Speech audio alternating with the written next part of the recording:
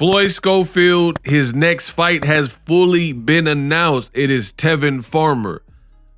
This is not a test. I said Floyd Schofield versus Tevin Farmer is next. In this video, I'm going to break down all the facts, let you know what's going on, and give you guys the update. So make sure you guys, if you enjoy it, hit the like button. Floyd Schofield has his next assignment. He is fighting Tevin Farmer. Honda Center, Anaheim, California, home of Disneyland. Saturday, June 28th, courtesy of Golden Boy and Most Valuable Promotions. This will be live on DAZN pay-per-view because it is part of the Jake Paul versus Julio Cesar Chavez Jr. fight card, right? They added 4 fights today, one of which was Floyd Schofield versus Tevin Farmer. Now, my opinion, the ego thoughts, which you guys came for, I like it. I think it's a very good fight. It is like a coming of age fight. We know Tevin Farmer is skilled. He's a former champion. He dropped William Zepeda, who was another prospect that has power and was getting a lot of buzz, that kind of thing. So Tevin Farmer showed that he still has life in him in his last 2 fights with William Zepeda. Although he lost both of them on wax, you could argue for him that he won both of them, if not won at least one of them. And the last one, I think he had an injury. So this is very good matchmaking, and it just helps to stack the Jake Paul card. I'm not mad at it one bit. I will say this.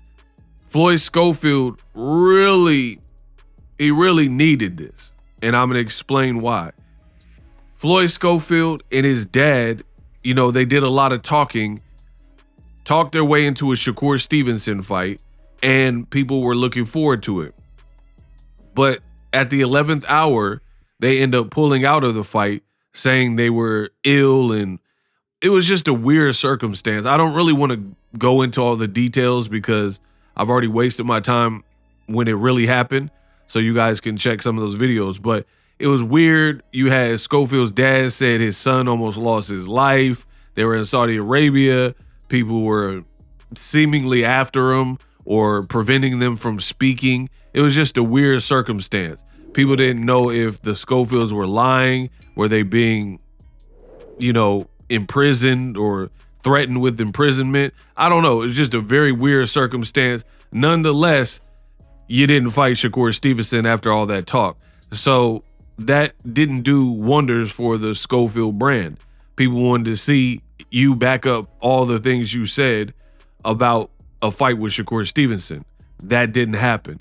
Then we get information that Top Rank sent a sizable offer to the Schofields to have Abdullah Mason fight Floyd Schofield, right?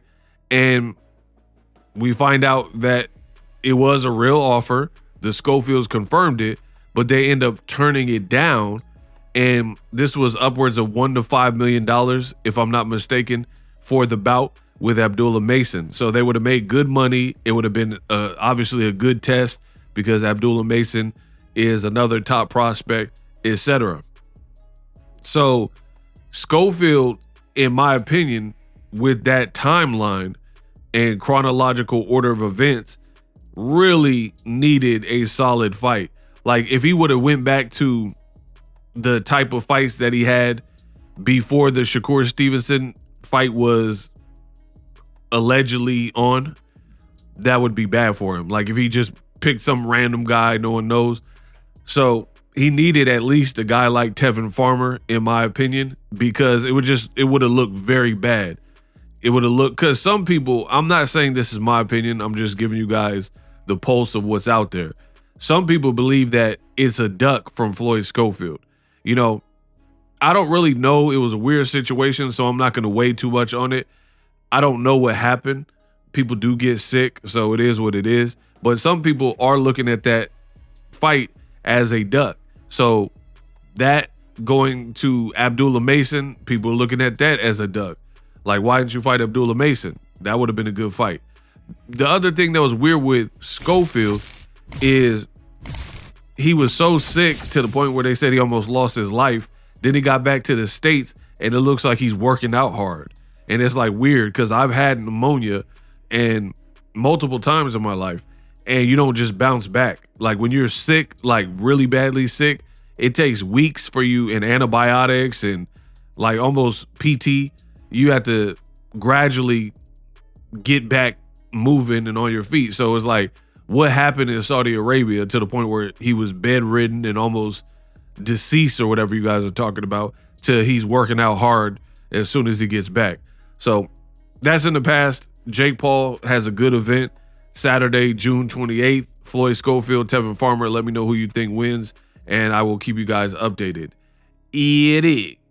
Live streaming can be tough, which is why I use StreamYard. Click the link in the description for StreamYard, which is an awesome tool that enables you to set up your stream with ease of use.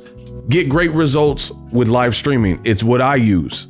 Stream to social media with ease with StreamYard. Live streaming is here to stay. Engage with your audience using StreamYard. Great way to reach out to your audience and connect. So you need a tool that can do that.